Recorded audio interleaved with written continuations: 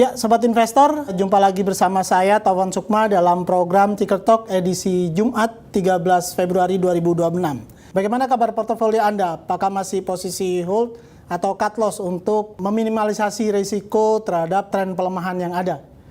Baik, Sobat Investor, setelah berhasil bertahan di zona hijau dalam 3 hari berturut-turut, indeks harga saham gabungan atau IHSG harus kembali melemah dengan pelemahan sebesar 25,61 poin atau 0,31% menuju 8.265,35 poin. Sebanyak 313 saham menguat, 401 saham melemah, dan 244 saham bergerak stagnan.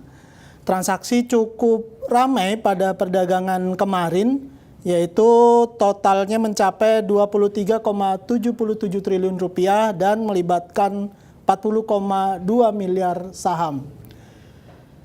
Pelemahan ini sekaligus mengakhiri tren penguatan yang terjadi dalam 3 hari awal pekan kemarin dari Senin sampai Rabu, menyusul aksi comeback, mengingat akhir pekan kemarin juga IHSG masih terendam di zona merah. Lalu faktor apa yang kemudian kembali memaksa indeks untuk melemah pada perdagangan Kamis kemarin?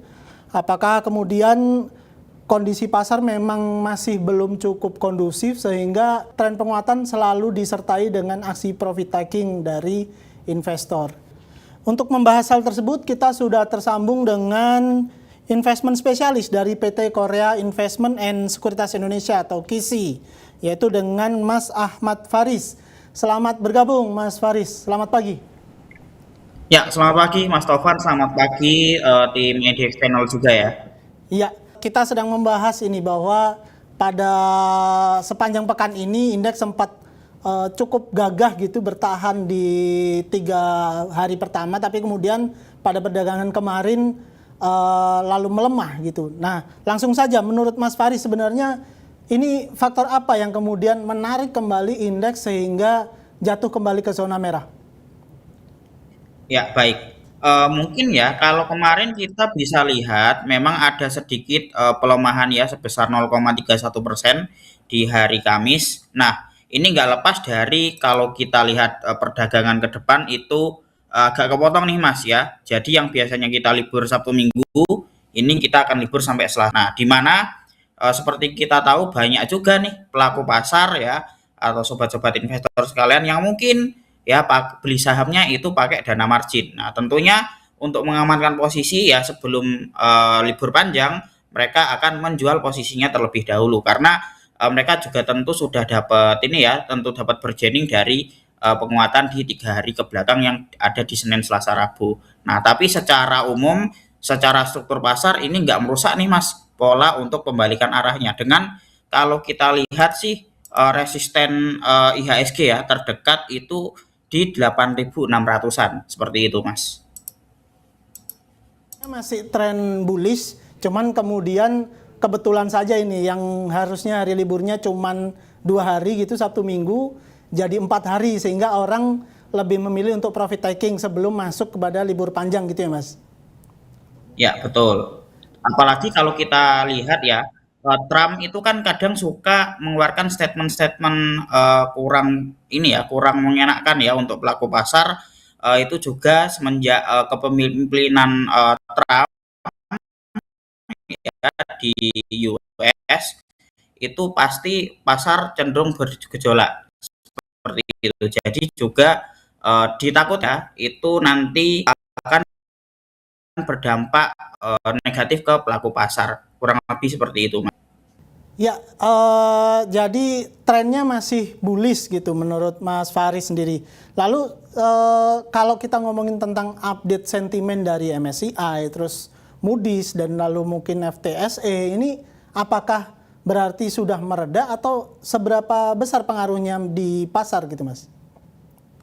Kalau dari struktur teknikalnya ya, kalau kita lihat memang secara pergerakan ini sudah terkonsolidasi. Jadi berita-berita kurang baik ya dari FTSE, kemudian dari MSCI, kemudian outlook negatif dari Moody's, saya rasa sudah ini ya sudah price in gitu ya. Jadi bisa dibilang rebound di 3 hari awal kemarin itu sudah cukup bikin eh, pasar lebih pede gitu untuk menghadapi mungkin minggu depan. Kita mulai bergeser ke sentimen lain, seperti kita tahu bahwa sejumlah emiten juga sudah mendeklar akan melakukan buyback dengan kondisi pasar yang memang harganya sudah cukup terdiskon cukup dalam gitu. Tapi faktanya kita lihat indeks juga masih cukup struggling walaupun sudah ada sekian, ya mungkin sekian besar dana yang dikucurkan untuk buyback. Nah ini kalau Mas Faris sendiri melihat seperti apa? Apakah karena buybacknya belum sepenuhnya berjalan atau seperti apa? Nah, kalau kita lihat sebenarnya buyback itu fungsinya lebih ke menjaga floor nih Mas dari investor yang mungkin strategis dan sudah extend masuk sebelum kejadian ini ya. Kedua, kalau kita coba tarik ke sektor konglomerasi ya, ke saham-saham yang korelasi dengan konglo, rata-rata sahamnya itu dijadikan kolateral untuk outstanding loan ya, sehingga ketika harga sahamnya jatuh, rasio LTV atau loan to value-nya itu harus dijaga sama owner emiten yang sedang melakukan pinjaman tersebut, Mas. Kalau enggak ya nanti bahasanya kalau orang sekuritas ya, kalau mungkin teman-teman yang pakai margin itu nanti margin call, kalau untuk yang pinjaman di bank itu bisa akan ada pelunasan paksa. Makanya kenapa value LTV-nya ini harus dijaga. Jadi fungsi buyback ini cenderung lebih ke menjaga floor seperti itu, Mas.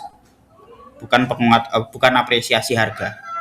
Memang karena terkait dengan pinjaman tadi dari mungkin pemegang saham pengendali berkepentingan untuk menjaga harga saham itu masih tetap bertahan atau setidaknya lebih nggak terlalu turun terlalu dalam karena berkaitan dengan kolateral tadi gitu ya Mas.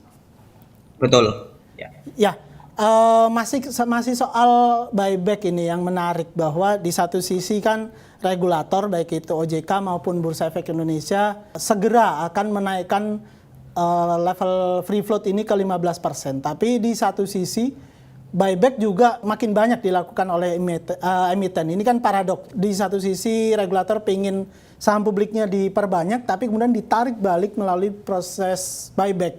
Menurut Mas Faris ini akan menjadi seperti apa di kondisi pasar yang ada? Ya, kalau kita lihat dari sisi kebijakan, Mas, due date dari kebijakan free fall 15% sendiri itu masih akan diterapkan secara penuh di tahun 2029. Ya, karena orientasi buyback ini sebenarnya adalah menjaga floor dari kejadian ini gitu ya. Dan nanti owner itu ada opsi untuk menjadikan sahamnya ini dilepas dengan skema ya. Jadi kan untuk karyawan. Nah, kalau udah masuk karyawan, share ownership-nya itu yang tadinya itu bisa dibilang ini ya jadi punyanya PSP, nantinya ini akan terhitung free float karena sebenarnya karyawan walaupun memang terafiliasi secara dalam tanda kutip bekerja di situ, tapi untuk penghitungan indeks ini masuk free float. Atau ada institusi strategis yang ingin dapat ini ya mengembangkan bisnis bersama dengan PSP yang sudah ada. Baik, baik, baik. Cukup menarik sebenarnya bahasan tentang buyback ini ya. Tapi kemudian kita mulai bergerak spesifik lagi untuk perdagangan hari ini. Sektor-sektor apa saja yang kiranya jadi layak diperhatikan atau bahkan mungkin Mas Faris atau Kisi udah punya apa ya daftar rekomendasi beli atau rekomendasi jual untuk saham-saham apa saja sih yang sebenarnya perlu kita perhatikan di perdagangan akhir pekan ini? Ya, pertama mungkin sektor yang perlu diperhatikan untuk rekan-rekan investor itu adalah minyak ya. Kenapa minyak? Karena kalau kita lihat dari struktur teknikalnya memang ini ya, kalau dari sejak Desember gitu ya, dari sejak akhir Desember hingga saat ini itu pergerakan harga minyak dunia di Brent oil itu cenderung uptrend ya. Nah, jadi kita bisa rekomendasikan salah satu nih emiten yang korelasi dengan oil yaitu ENRG ya atau energi mega persada dengan level supportnya di 1130 dan resisten terdekat di 1570 dan resisten selanjutnya di 1695 gitu ya. Lalu yang kedua itu ada sektor properti, karena kalau kita lihat dari sejak ini ya 2025 tren suku bunga rendah itu sudah mulai terjadi, dan pasar emerging market itu sudah mulai mengungguli S&P 500. Nah, salah satu pendorong yang cukup menarik adalah sektor properti, di mana kita bisa rekomendasikan ada BKSL dengan support di 136 dan resisten di 166, dan selanjutnya itu di resisten keduanya di 179 gitu. Jadi disclaimer on ya teman-teman, jadi bisa dianalisa kembali untuk sektor dan juga dua saham tersebut. Baik, baik.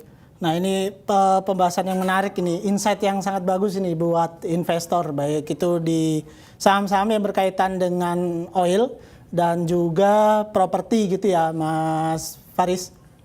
Ya, baik Mas Faris. Sobat investor, demikian tadi perbincangan kita dengan investment spesialis dari PT Korean Investment and Sekuritas Indonesia atau KISI. Semoga jadi masukan yang berharga atau jadi insight lain dalam Anda mempertimbangkan kebijakan dalam bertransaksi pada perdagangan hari ini. Selalu kami sampaikan bahwa setiap keputusan investasi baik itu jual maupun beli saham adalah sepenuhnya berada dalam tangan Anda, sobat investor. Maka yang bisa kami sampaikan adalah bijaklah dalam berinvestasi. Saya Taufan Sukma, sampai jumpa.